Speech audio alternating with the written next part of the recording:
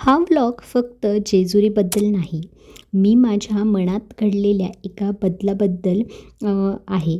आपण सगळे काहीतरी शोधत असतो, शांतता, स्थिरता, उत्तर, पण ती सापडत नाही. कितीही प्रयत्न केला तरी गीतेत एक साधी गोष्ट सांगितली आहे, जे मी आज इथे प्रत्यक्ष अनुभवली. कोणतं प्रवचन नाही, कोणती शिकवण नाही, फक्त एक अनुभव. या यात्रेत मी काही मागितलं नाही, पण शेवटी एक उत्तर मिळालं. ते उत्तर काय आहे आणि ते जेजुरीमध्येच काम कळालं हे तुम्हाला ह्या व्लॉगच्या शेवटी कळेल. सो हा व्लॉग शेवटपर्यंत पाहत राहा.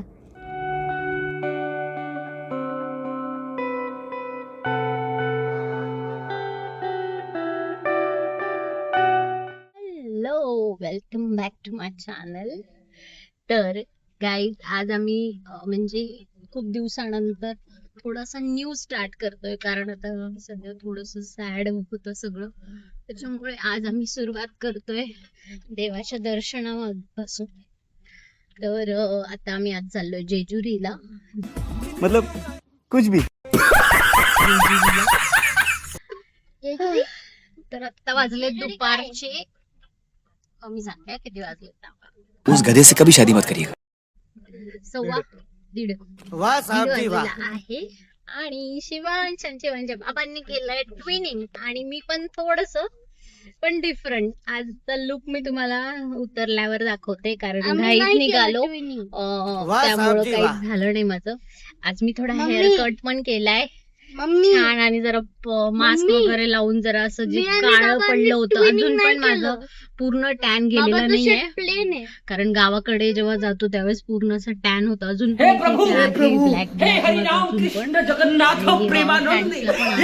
हळूहळू जाईल. मी तसं तुम्हाला शेअर करेलच की कशा प्रकारे मी माझा टॅन रिमूव्ह केला, एकदम फ्री ऑफ कॉस्ट घरच्या होम रेमेडीजने. ते मी तुम्हाला सांगतेच. सो पाहत राहा आमचे ब्लॉग आणि एन्जॉय करा. आणि मम्मा, मी आणि हा बाबा यार, हे इथे एकदम परफेक्ट आहे बघ, इथे सेट तरी राहत होतो.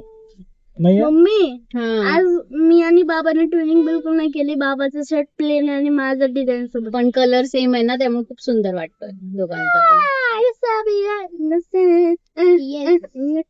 तर आता तुम्हाला दाखवते ती किती गर्दा असतो बाहेर, गर्दा असतो ना. हे बघा, ट्रॅफिक, मरणाची ट्रॅफिक.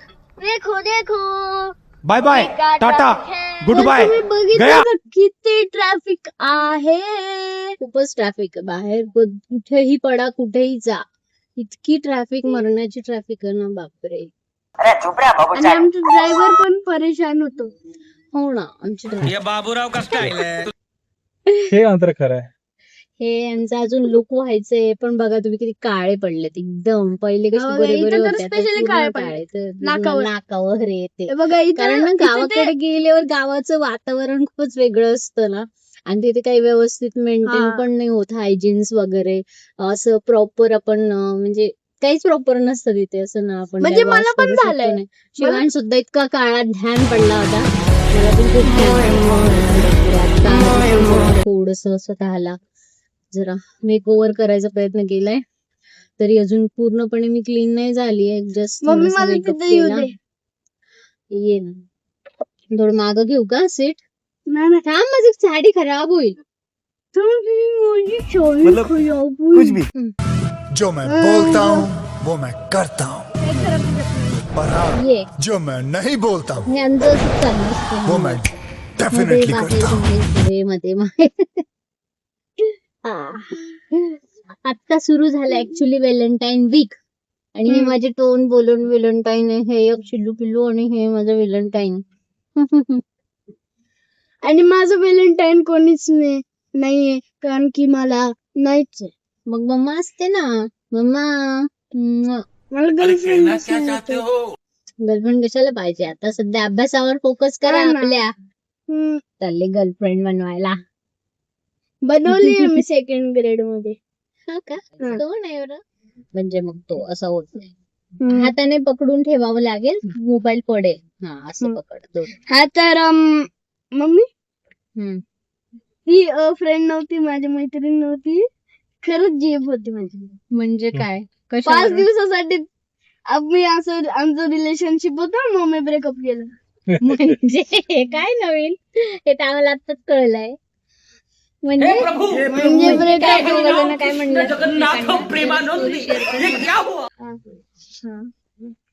तर रोज हे 5 दिवसात आम्ही ना रोज फर्स्ट बेंच वर बसायचो. आणि आम्ही गप्पा मारायचो आणि आणि मग काय लगेच काही गर्लफ्रेंड झाली का? हा. अरे तुला गदड्यांनो वाह साहब जी वाह. चरित्रच येत नाही रे तुम्हाला आणि चालले गर्लफ्रेंड मी बनवायला. तिला विचारलं हा. आणि तर ती हो म्हणली. काय विचारलं तू तिला? तू माझी गर्लफ्रेंड बनशील. हे प्रभु तर ती हो म्हणली obviously. मग गर्लफ्रेंड तिला तरी कळतं का अर्थ काय आणि तुला तरी कळतो का अर्थ मला त्याचा? करतो ना. काय सांग बरं. ठीक आहे समजलं आम्हाला. गर्लफ्रेंड म्हणजे ती मुलगी जी आपण मॅरी करणार आहे. होय, तुला मॅरी करायचं खतम. तिच्याशी, स्वतः जाय का आता? हा, अभ्यास बिभ्यास कर. Bye bye tata good bye 5 गया. दिवस होती आमची हे रिलेशनशिप. भगवंता, हे आजकाल ह्या सोशल मीडियामुळे आणि लोक काय काय ते मम्मी, pictures 5 मध्ये दिवस- दाखवल्यामुळे पोरं इतके वात्रट झालेत काय पण अगं बोलतात. मम्मी 5 दिवसाचं रिलेशनशिप होतं. असं असतं का कुठे रिलेशनशिप आणि ते पण 5 दिवसाचं? 5 दिवसाचं असतं. It's too much Ganesh. पहिला जेवायचं एक काय तुला म्हणजे व्हॉट इज युअर जेवायचं यार, प्रेफरन्स? जेवायची भूक लागली आहे. हम्म,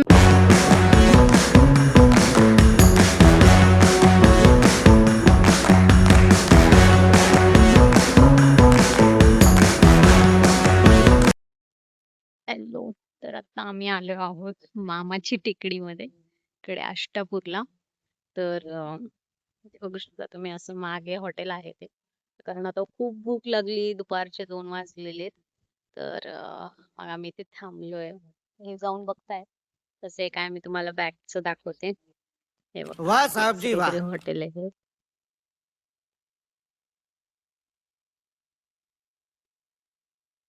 बघूयात काय मिळतंय तिथे वगैरे. बघूयात आता कसं आहे काय. आता जाम भूक लागली, खूप भूक लागलेली आहे. आणि मग आपण जाऊ पुढे. ये बाबूराव का स्टाइल है.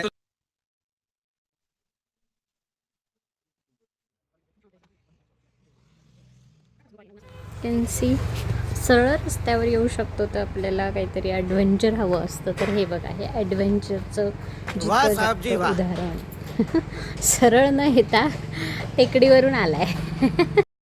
जो मैं बोलता हूँ वो मैं करता हूँ पर हाँ जो मैं नहीं बोलता हूँ वो मैं डेफिनेटली कशी करता हूँ. झाली टेस्ट सांग ना. टेस्ट कशी आहे भाजीची? अरे कहना क्या चाहते हो. नाव ही इज नाराज. तुम्हाला कशी वाटली टेस्ट? भारी एक नंबर. मस्त आहे ना? हम्म. आता मी सांगते. पोटभर जेवणार आहे. सुंदर आहे, अगदी छान आहे. मी सोयाबीनची भाजी मागवली आहे बघा, आणि पोळी पण खूप छान आहे. टेस्ट चांगली आहे. सुहासला तंदुरी मागवली आणि ह्यांनी भाकरी घेतली. टेस्ट चांगली आहे. चीटिंग चीटिंग चीटिंग करता है. एकदम असं जास्त काही तिखट पण नाही, मीडियम व्यवस्थित आहे. अष्टापूर फाट्याच्या आतमध्ये, अष्टपूर गावामध्ये मामाची टेकडी म्हणून आहे, तिथे आम्ही आलो. छान. आता फिनिश करते. ध्यान से देखिए, यही है वो इंसान जो इसके घर में favorite रोटी मिल गई उसको. घर में खाना नहीं खाता, बाहर बस का खाना खाता या ठूस ठूस के डाल रहा है. ये बाबूराव का देखिए, यहाँ पे स्टाइल है. टिकट नहीं लग रहा, कुछ है. नहीं लग रहा. चलो, भूख लगी. तर आमचं झालंय जेवण.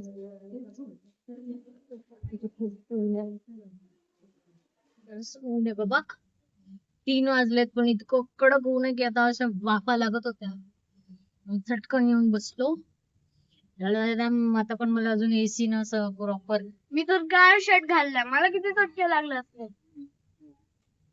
माझा तर मेकअप पूर्ण गेला आता. करायचं होतं. बघूयात आता तिथे थोडस करेल मेकअप. आणि थोडस लिपस्टिक वगैरे लावेल. ब्रश फिरवेल आणि जसा बघूया काय आज हे फोटो काढते की नाही. नाही तर माझा वेस्ट झाला आजचा दिवसाची मेकअप आणि ते.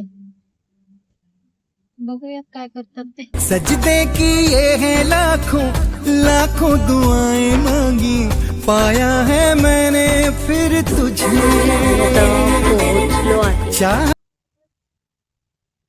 जवळपास. आता इकडे पार्किंग बघतोय. इकडे आहे जवळ पार्किंग.